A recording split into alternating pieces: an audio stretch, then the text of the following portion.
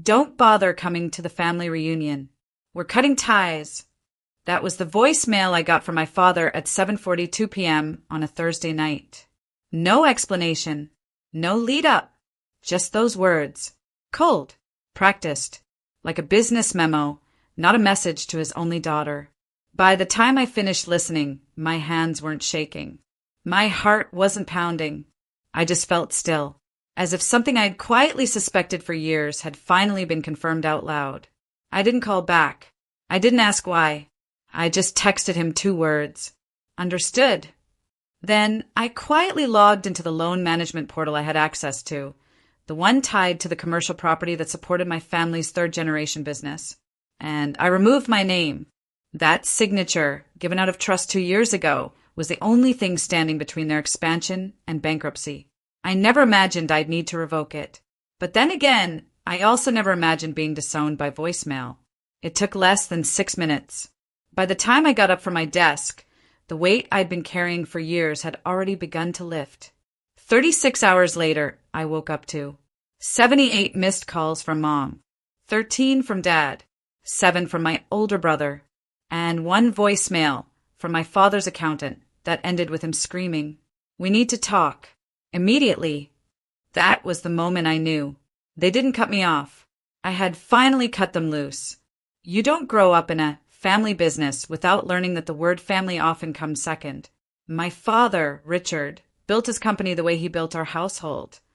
Brick by brick, rule by rule, with very little room for softness. He ran a chain of auto shops across the state. By the time I was 12, I could read profit and loss sheets better than bedtime stories. By 16, I was doing the payroll for shop number 3 during school breaks. It was never a request. It was an expectation. We don't hire outsiders, he used to say. We raise replacements. The business became the family, and loyalty was the unspoken currency. You didn't question decisions. You didn't complain. And you definitely didn't talk back. My older brother, Mason, was always the heir apparent. He could skip responsibilities and still be praised for potential. I, on the other hand, was the invisible backbone, organizing files, correcting his mistakes, smoothing over his tantrums during investor meetings. My mother? She stayed out of it. Her job was to host Smile and occasionally remind me to be grateful for what your father's building for us. For a long time, I tried to earn my place. I got my MBA top of my class, turned down a competitive job offered to stay and help expand the business when they wanted to launch a new headquarters. I negotiated the lease terms, secured the best rates, and at the last minute, when the bank asked for a second signer for the operating loan, I didn't hesitate. I signed, because I was raised to believe that family was forever, that if I showed I was loyal, I'd finally be seen. I was wrong. The cracks started showing last year when I questioned some of Mason's expense reports. He'd been billing personal trips to the company card, private dinners labeled client meetings. When I brought it up to my father, he dismissed me flatly. Don't nitpick your brother. He's learning.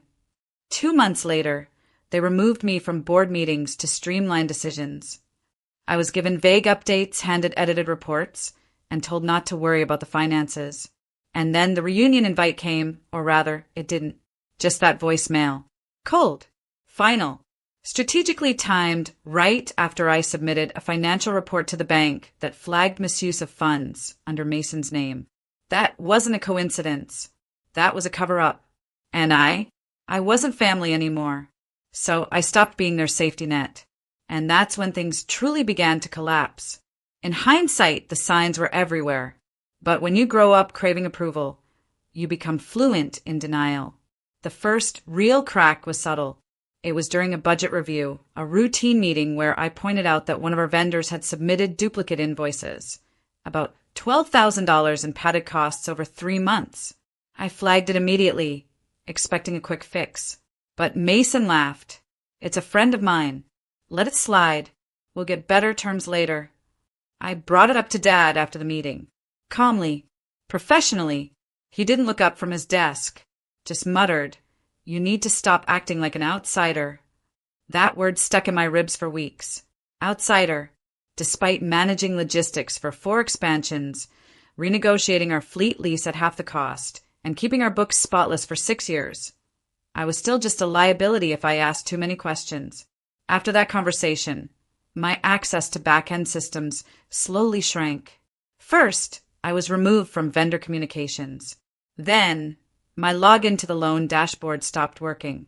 The company credit card they'd given me expired, but wasn't replaced. Every time I asked, I was told there was a system update or temporary reallocation. And yet, Mason got a new office chair that cost more than my first car. I started keeping a private folder on my home computer. I reactivated an old contact at the bank, someone who owed me a favor, and casually asked to review the company's loan structure. What I found wasn't shocking, just disappointing. The loan we had taken 2 years earlier to expand into regional markets, the one that was supposed to fuel our future, was underwritten with 2 names, my father's and mine, and the payments barely being made. The company was behind. The collateral terms were close to default. And worse, my name was being used to keep creditors patient. Because I had excellent credit, because I had no debt, because I was the responsible one. And yet, I wasn't even being told the truth. I started pulling everything I could. Internal spending reports, emails Mason sent under my name, records of where the funds were going. That's when I realized this wasn't just betrayal. It was strategic exploitation. They'd been phasing me out of the family, but keeping me just close enough to cash in on my signature until they didn't need me, until I flagged the truth to the bank. And suddenly, I wasn't family anymore. I was inconvenient. When the voicemail came, it didn't shatter me. It confirmed everything I already knew, and it gave me permission to do what I'd already started preparing for. I didn't respond emotionally. I didn't argue. I didn't ask why. Instead, I took a deep breath, opened my laptop, and clicked into the secure folder I'd labeled Redemption Plan. Inside, a digital copy of the loan agreement I had signed 2 years ago, evidence of loan misuse, my communications with the bank, a termination request Danielle had drafted weeks earlier. Yes, the same Danielle from law school, the woman who had helped Elena take down her husband in a different life. Some connections are worth keeping. Danielle and I had reviewed the terms multiple times. I had signed as a co-applicant, but not as a guarantor. That meant if I formally withdrew my name before restructuring, the bank was obligated to notify the business and requalify the loan without me. And without me, their financial standing crumbled. Danielle said one line that stayed with me. Don't scream, don't warn. Just move the brick holding the wall up and let it fall. So that's what I did. I submitted the withdrawal online. It took 4 minutes. Then I emailed the bank my evidence, vendor fraud, personal misuse of funds, and changes in my access that proved I was being deliberately shut out. The bank froze the account within the hour. Quietly, no notice to them. They needed time to review the irregularities.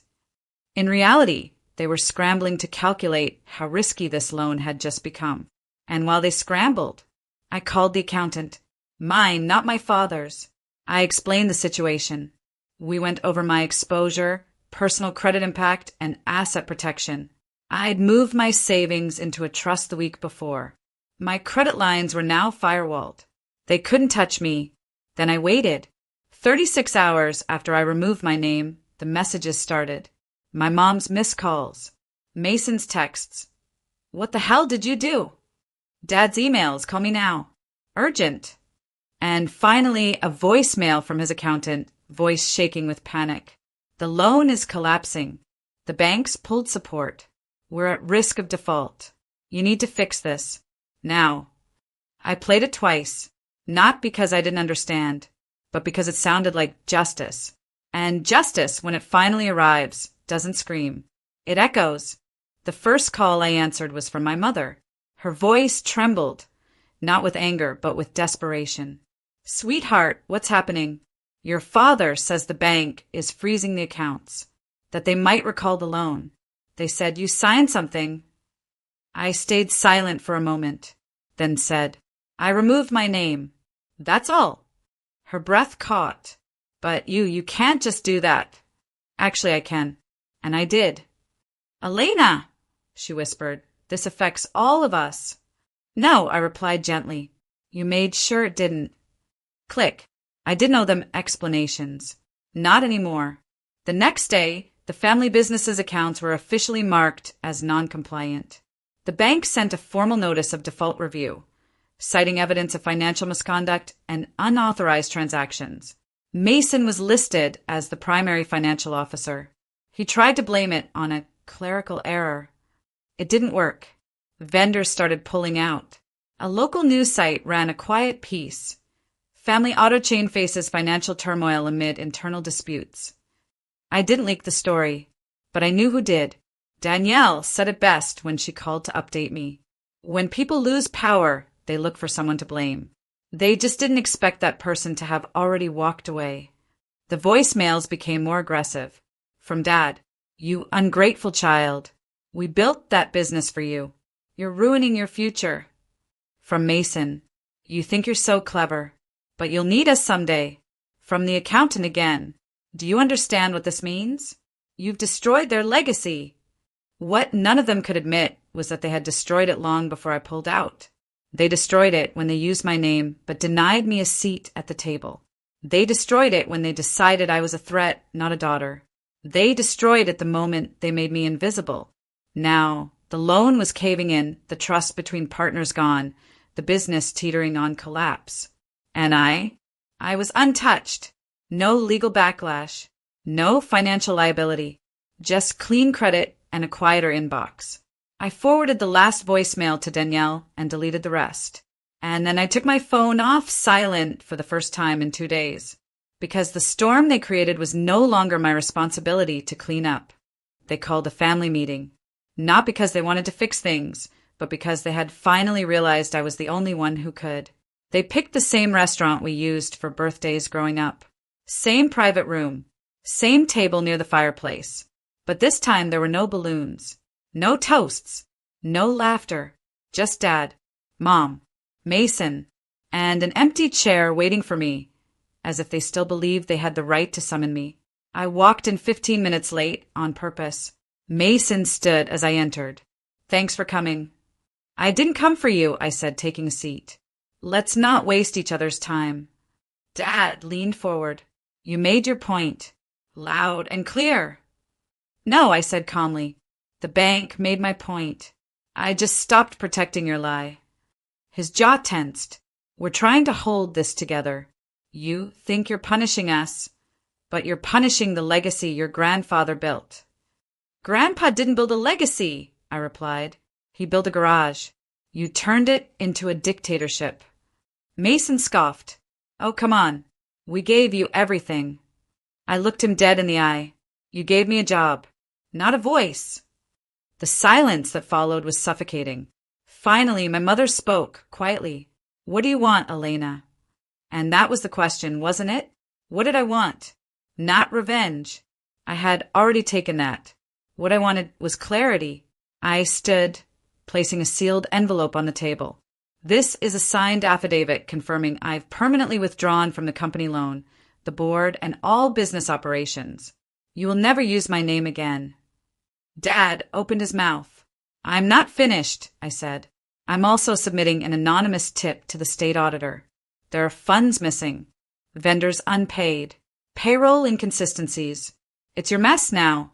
Fully, legally." Mason's face went red. "You'd destroy us over ego?" "No," I said, collecting my purse. "I'm not destroying anything. I'm just removing the illusion that I was ever part of it." As I walked toward the door, my father said the last thing I ever expected. "Elena, please."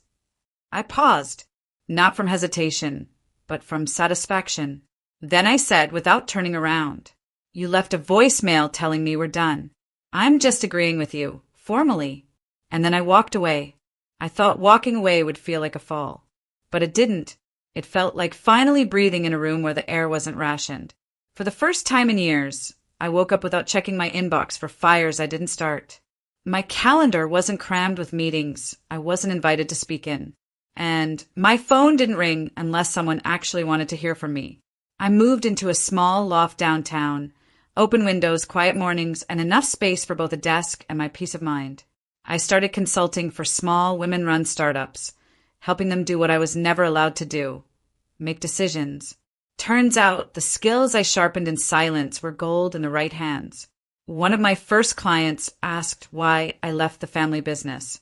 I told her, because I stopped confusing being useful with being respected. She nodded like she'd heard those words in her own life too. I saw Danielle often. We met over coffee, and she kept trying to convince me to start something official, a boutique firm that helps women get out of toxic business ties and protect their futures. We sketched out a name on a napkin, Anchor and Flame, because sometimes you steady a ship, and sometimes you burn it down. Within a month, we had our first 3 clients. Not just women from broken partnerships, but daughters, wives, and sisters who'd been told they were part of something until they dared to ask for control. Helping them didn't heal me. It reminded me that I'd already done that. I didn't need apologies from my father, or respect from my brother, or recognition from anyone who had trained me to shrink. I had what they never gave me, not inheritance or legacy, but freedom. And freedom, once it's tasted, doesn't settle for less. 3 months after Courtroom settled it all, I got one final envelope from the family business. It wasn't from my father or Mason. It was from the bank. Inside was a simple letter. The commercial loan tied to your name has been fully transferred and settled. No further obligation remains. No, thank you. No apology. Just a clean line drawn in ink and legality. I smiled. Closure doesn't always come from the people who hurt you. Sometimes it arrives as a final balance statement with zeros across the board. I placed the letter in a file marked complete and slid it into the back of my cabinet. That night, I lit a candle on my loft windowsill and opened the window wide. Outside, the city hummed, distant but alive. I thought about that voicemail one last time. Don't bother coming to the reunion. We're cutting ties. They wanted silence, obedience, absence, and they got all 3. But what they didn't expect was that I would thrive in that silence. That I would build something not out of revenge, but out of truth. That I would become more than the invisible daughter they used for signatures and silence. I poured myself a glass of wine, opened the latest client file, scribbled a note to a woman named Mira, whose husband had locked her out of their bakery's books. Under it, I wrote, "You're not difficult. You're just finally visible." The candle flickered. The air moved. The city didn't stop, and neither would I. And that was the last time I thought of it as cutting ties. Because ties can strangle. But letting go? Letting go is how you learn to stand alone. And still stand tall. I sat alone at a table set for 5, staring at melting candles dripping wax onto a perfectly iced cake that nobody would taste.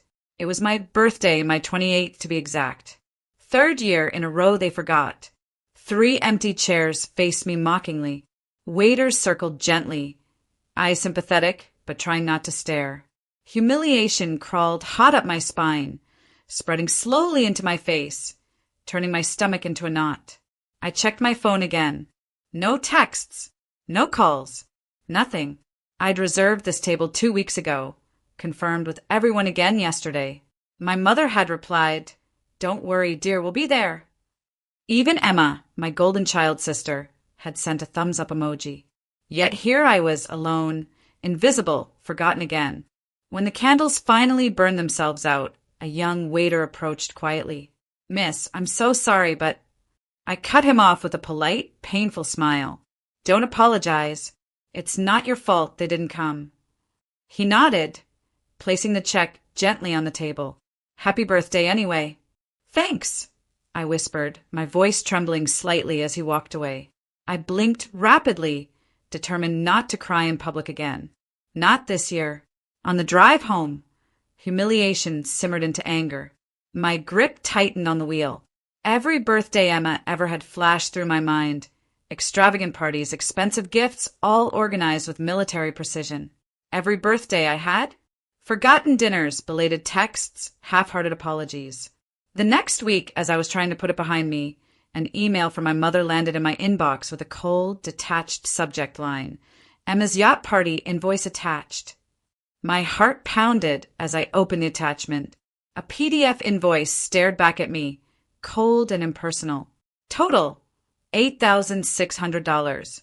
Your share, $4,300, split evenly. Please Venmo ASAP, thanks. I blinked twice, disbelief turning to rage. My parents couldn't spare even 10 minutes for my birthday, but now they wanted $4,000 for me to celebrate Emma's yacht party? My hands trembled slightly as I opened Venmo, typed in exactly $1 and hit send. In the notes section, I typed carefully, "I'm not on board." I took a deep breath, a strange calm settling over me as I went through each streaming account and every credit card I'd foolishly shared with them. Netflix, HBO, Spotify, Amazon. I hit revoke access, one by one, systematically disconnecting them from every privilege they'd enjoyed at my expense. My phone buzzed frantically, messages from Emma, Mom, even Dad, but I ignored them all. I was done being their invisible ATM, done being their emotional punching bag, and done silently accepting this humiliation. 2 days later, a strange number called my phone. "Ms. Arya Carter? This is Rachel from your bank's fraud department. Your parents have reported unauthorized changes to multiple accounts. They're claiming fraud." I laughed sharply into the phone. Fraud? Oh, that's rich. There was silence from the other end. "Ma'am, do you recognize these charges?" I smiled slowly, savoring each word. Not only do I recognize them, I authorized every single one. Consider this my official statement. If they're panicking, tell them it's a surprise. The stunned silence on the line was deeply satisfying. My name is Arya, and if you've ever been forgotten, stay with me, because today I'm about to become unforgettable. When I was 10, my parents threw Emma an extravagant party at Disneyland. Balloons, fireworks, a custom-made princess cake, it had everything. Emma smiled for pictures, sparkling like she was made of pure gold. My 10th birthday was 3 months later. They forgot. Literally forgot. It wasn't until bedtime when I finally asked, tears filling my eyes, that my mother blinked in surprise and said, "Oh, honey, you understand. We've just been so busy with Emma's auditions." That was always their phrase, "You understand." Translation, Emma comes first. And I did understand, far too clearly. Emma was prettier, more charismatic, the one destined for big things. As she got older, my parents spent fortunes on her singing lessons, private acting coaches, luxury outfits for social media photo shoots. Her Instagram grew to tens of thousands, every like a new proof of her worth. Meanwhile, I quietly earned scholarships, aced exams, and paid for my own textbooks with money earned from part-time jobs. I walked home in the rain because Mom forgot to pick me up. Cooked my own dinner when Dad took Emma out to celebrate some small success. When Emma turned 18, my parents gifted her a luxury convertible. My 18th birthday gift? A handwritten card. No money, no cake, not even dinner. Just a card that read, "We know you'll make us proud." "You always do." I threw it away the same night. As the years passed, I learned to expect nothing. But expectation is stubborn and hope harder to kill. Every year I thought maybe now they'll notice me. Maybe now they'll care. They never did. The worst was my 25th birthday. I had spent weeks planning a modest dinner at home. Invited just my parents and Emma. I cooked all day, set the table, waited nervously for them to arrive. Nobody showed. Later that night, Mom called laughing. "Sorry, sweetheart. Emma's live stream went viral. We're so proud. Can we reschedule?" I stared at the cold food I'd prepared, realizing something horrible. I was always going to be invisible. Now, after the forgotten birthday, the yacht party invoice, and the fraud accusation, the bitter memories flooded back, hot tears burning behind my eyelids. I had always swallowed my pain, stayed silent, smiled politely, but something inside me had snapped. The more I remembered, the angrier I became. I wasn't just neglected, I was actively erased. Suddenly, a barrage of frantic texts popped up on my phone. "Emma, seriously? You're throwing a tantrum over money? Grow up. Mom, stop acting childish. Call me now. Dad, you're disappointing us all. Fix this mess." I stared at the texts, feeling something inside me shift, a new certainty, hard and clear. They didn't miss me. They missed the convenience, the money, the quiet support I always provided. Now that I'd stopped being their punching bag, their true colors showed instantly. I typed a single response into the family chat and pressed send. The invisible ATM is officially out of service. Enjoy your reality. Then I blocked them all. They thought they'd erase me. But starting today, I'd show them just how visible I could be. The moment I hit block on their numbers, it felt like the first real breath I'd taken in years. I wasn't being impulsive or emotional. This wasn't an angry teenager slamming doors. This was something calculated, something I'd quietly rehearsed every birthday they missed, every night I went unnoticed. First, I opened Netflix and navigated to account settings. There, neatly listed, were all their devices. Emma's iPhone, Mom's smart TV, Dad's tablet. I clicked calmly, methodically, removing each one. Next was Spotify, where I'd always let Emma play influencer with my premium family plan. She'd often posted Instagram stories about discovering new music, conveniently forgetting who footed the bill. Account revoked. Amazon Prime was next. My dad had practically lived off my account, ordering endless, useless gadgets he never once thanked me for. Gone. Then came the hardest, yet most satisfying part, the family credit cards. The cards my parents casually used whenever Emma needed a quick shopping spree or another fancy brunch. I'd always quietly paid them off, afraid to start arguments, desperately hoping they'd someday notice the kindness. I opened the banking app, selected each card in turn, and tapped freeze. One by one, I watched years of quiet resentment turn into instant justice. I poured myself a cup of coffee, and for the first time, sat down without worrying about anyone else's feelings. I watched the sun dip lower, painting the walls gold, my phone buzzing gently on the table, calls from blocked numbers, emails piling in my inbox. I didn't check a single one. I didn't need to. That night, I finally slept like someone who no longer owed the world an apology. The next morning, I woke up to chaos.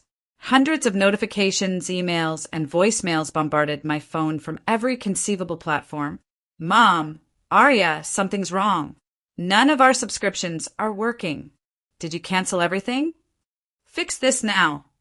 Emma, how dare you embarrass me in front of my friends? I tried paying for my brunch and got declined. Dad, the credit card's not working. We look ridiculous. Answer immediately. And a message from my aunt, my mother's sister, reading simply, "Are you okay? Your parents are calling everyone hysterically, saying you've gone insane." A slow smile curled onto my lips. They weren't panicking because they missed me or were concerned about my safety. They panicked because their cozy, convenient life, built entirely on my silent sacrifices, had suddenly collapsed, and I was the one who pulled the rug out from under them. My phone rang again. Unknown number. This time I answered. "This is Rachel again from your bank's security team," came the same confused, slightly apologetic voice. "Your parents insist you've illegally frozen their credit cards and canceled their services." I leaned back, savoring the irony. Illegal? No. Inconvenient? Absolutely. And completely within my rights. There was a pause. Then Rachel spoke softly with subtle amusement. "Noted. I'll inform them it's a family matter." "Please do," I replied, smiling into the phone. "And tell them for me, reality feels great once you finally stop subsidizing other people's fantasies." I hung up, breathing deeply. They thought I'd buckle under pressure, return apologizing. But for the first time ever, I wasn't sorry at all. The invisible girl was done staying quiet. The world would finally hear my voice, and so would they. When the yacht party finally happened, Emma's dream birthday, the results were spectacular. Just not in the way they'd imagined. Emma had hyped up the event for weeks on Instagram. Luxury yacht, private chef, expensive champagne. She'd invited her fellow influencers, local celebrities, and anyone whose attention she desperately craved. But the day arrived, and with it, disaster. Without my quiet financial backing, the bills piled up. Credit cards declined. Vendors went unpaid. One by one, the promised luxuries evaporated. The elegant yacht became an overcrowded rental boat. The private chef became lukewarm takeout from a nearby diner.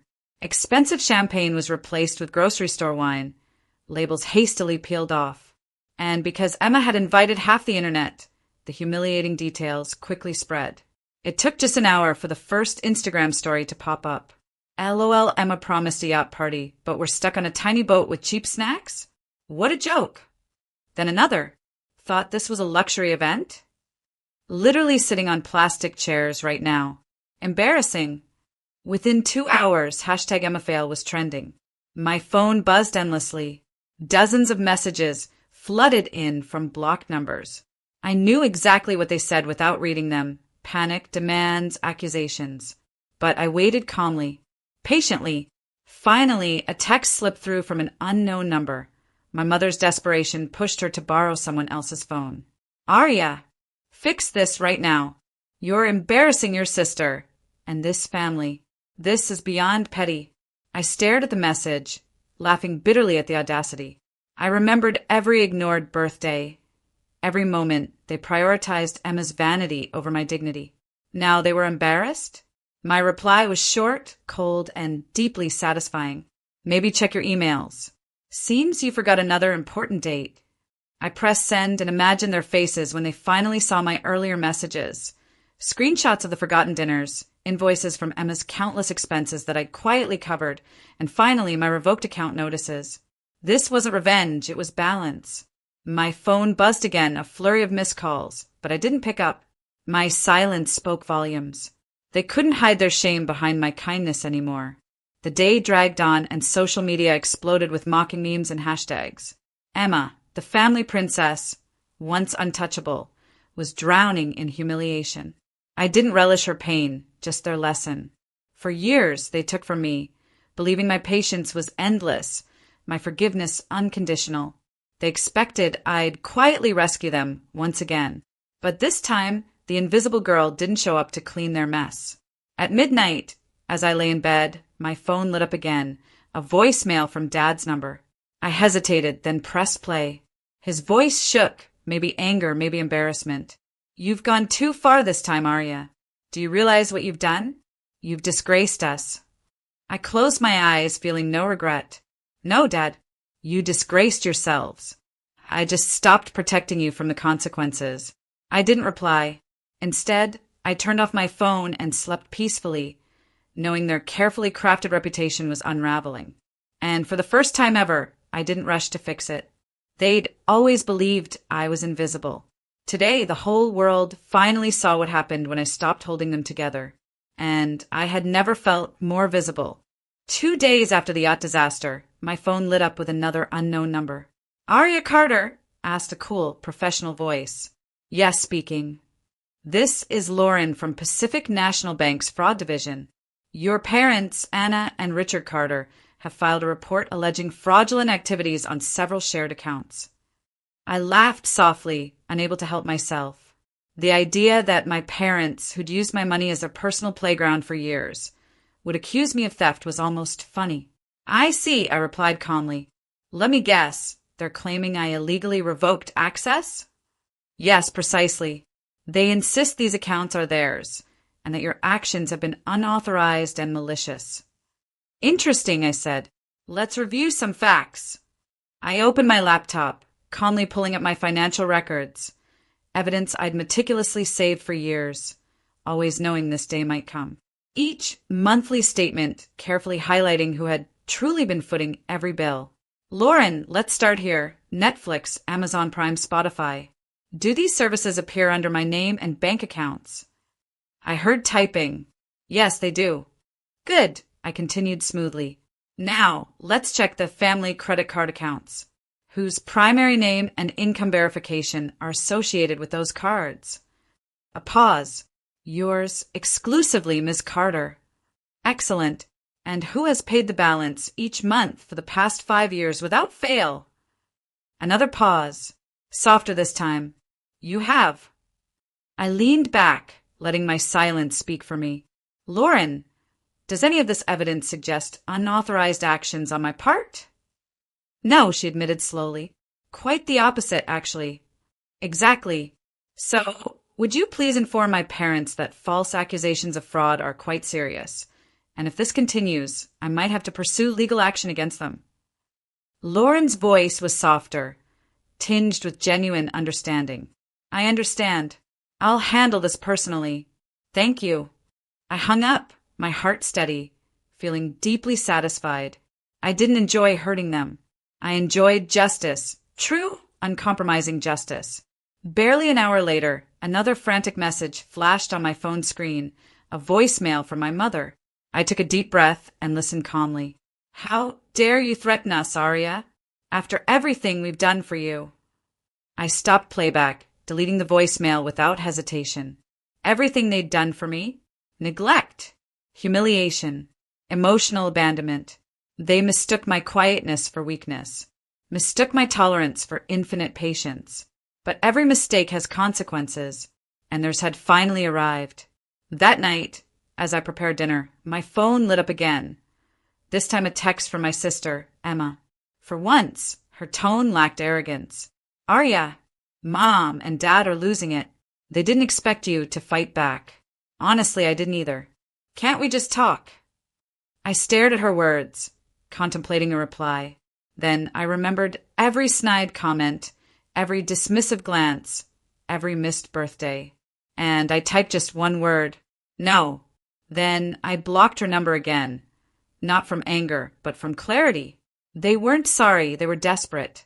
Desperate to keep their comfortable lies intact. To restore the perfect family image I'd shattered, simply by refusing to stay invisible. That night, as I lay awake, a realization washed over me. They never actually knew me. They knew only the quiet, obedient shadow I'd carefully crafted to survive. But shadows vanish when someone turns on the lights. Now I stood fully illuminated, powerful and real.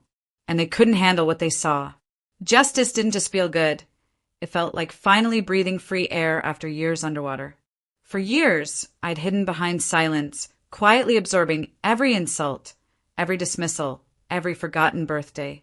I'd learned to accept the role my family wrote for me. The invisible daughter, reliable but forgettable. Not anymore. One crisp morning, coffee in hand, heart steady, I opened my laptop and clicked onto my rarely used Facebook page. My finger hovered over the keyboard for just a moment, knowing that once I typed these words, everything would shift forever. I started simply, factually. For anyone curious about the recent drama involving my family, let me provide clarity. Then, calmly and clearly, I recounted it all. How they'd missed my birthdays 3 years in a row, without even an apology. How my mother sent an invoice demanding thousands for my sister's lavish yacht party right after forgetting me again. How I'd quietly funded my family's lifestyle for years. Credit cards, subscriptions, endless unacknowledged financial support, all while they publicly ignored and privately belittled me. I didn't exaggerate. I didn't dramatize. I simply spoke the truth, backing every statement with quiet, undeniable evidence. Screenshots of messages, bank statements with my name clearly printed beside every payment. When finished, I paused briefly before clicking post. For a heartbeat, anxiety flickered inside me. What if no one believed me? What if this made things worse? Then I remembered the melting candles, the empty chairs at every birthday table, and the cold, casual cruelty in their eyes. I pressed the button without hesitation. In seconds, comments flooded my screen. Friends I'd lost touch with, coworkers, even distant relatives poured out support. Arya, I had no idea you were going through this. You deserve so much better. I always wondered why you seemed quiet around your family. Now it makes sense. You're so brave for sharing this. We see you, Arya. You matter, and your kindness was never invisible to us. The wave of validation washed over me, overwhelming and healing all at once. I read every comment, every kind word, feeling years of emotional isolation crack open. Later that evening, I received a private message from my aunt, my father's sister. Arya, I always suspected something wasn't right. Your parents constantly praised Emma publicly, but never mentioned your incredible accomplishments. I should have said something sooner. Please forgive me. I stared at her words, then typed softly. You noticed, that's enough. Thank you. The post exploded beyond my immediate circle, shared hundreds of times, gaining traction I never anticipated. Suddenly, Emma's carefully constructed influencer persona crumbled under scrutiny, and my parents faced the brutal glare of reality they'd desperately hidden for years. Messages poured in, many strangers sharing their own stories of family neglect, favoritism, and emotional invisibility. They thanked me for my bravery, for articulating their pain. They saw themselves in me, and I saw myself clearly for the first time, too, not as a forgotten daughter, not as a quiet victim, but as someone courageous enough to speak the truth, no matter how uncomfortable it made others. As evening fell, I turned off my phone, wrapped myself in a warm blanket, and felt peace settle deeply into my bones. My family might never understand what they'd lost, but finally I understood what I'd gained. They never determined my worth. Only I did. And now everyone else finally saw it too. After the truth went viral, silence briefly fell over my family, a stunned, shamed silence. But I knew it wouldn't last. Emma broke first. Predictable. Her message popped up on Instagram a few days later, crafted to appear sincere, yet dripping with thinly veiled blame.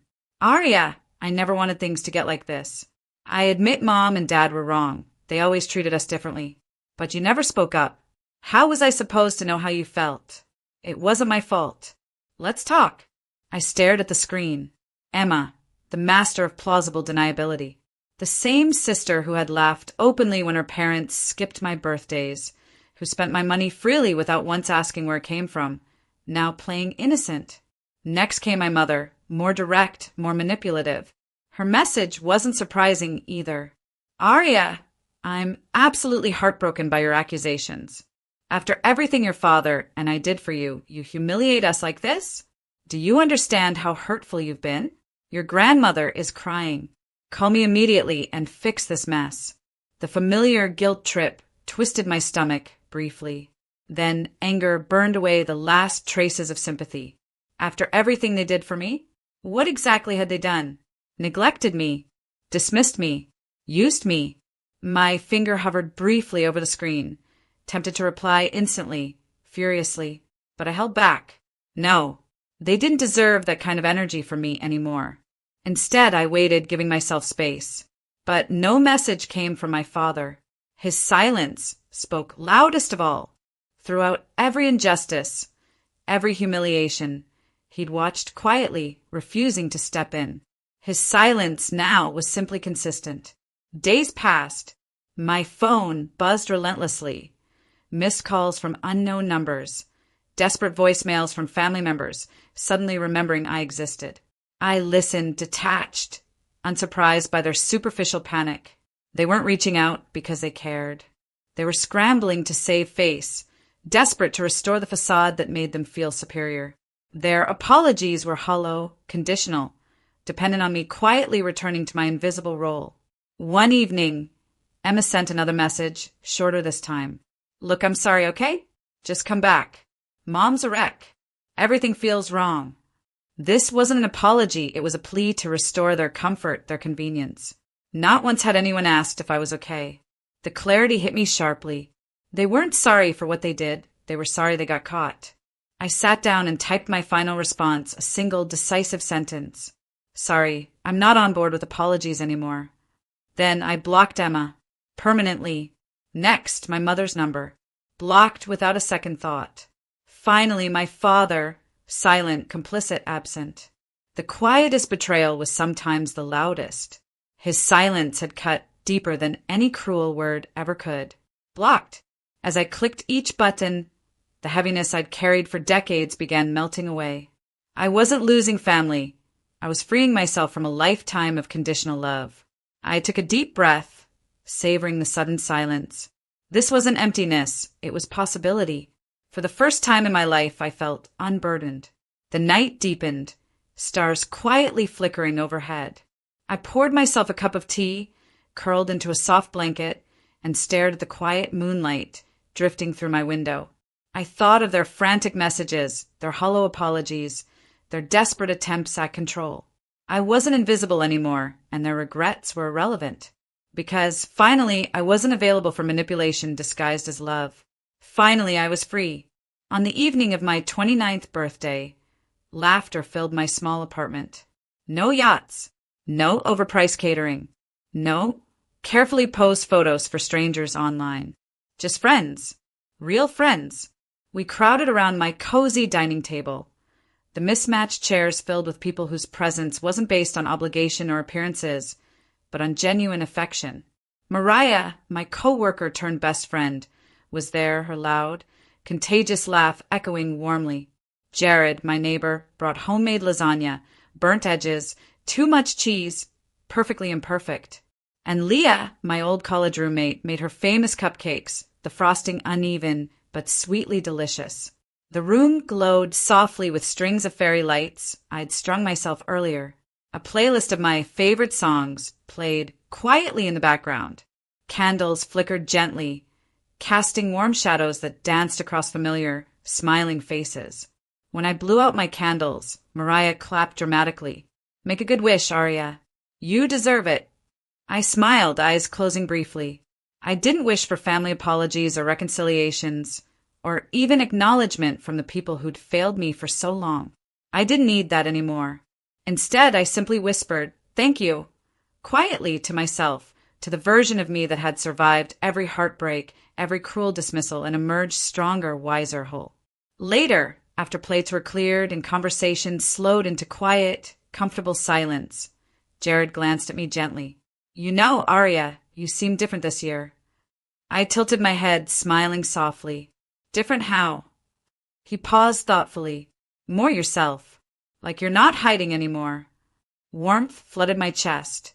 "I'm not. Not anymore."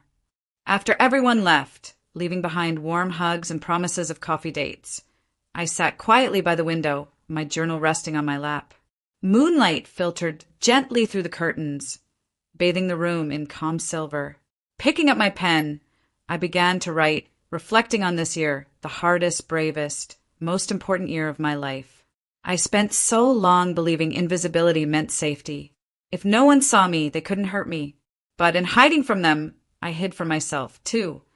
I paused, tears filling my eyes, not sadness, but relief. Tonight, surrounded by people who love me without conditions, I felt truly seen for the first time. I finally understand now.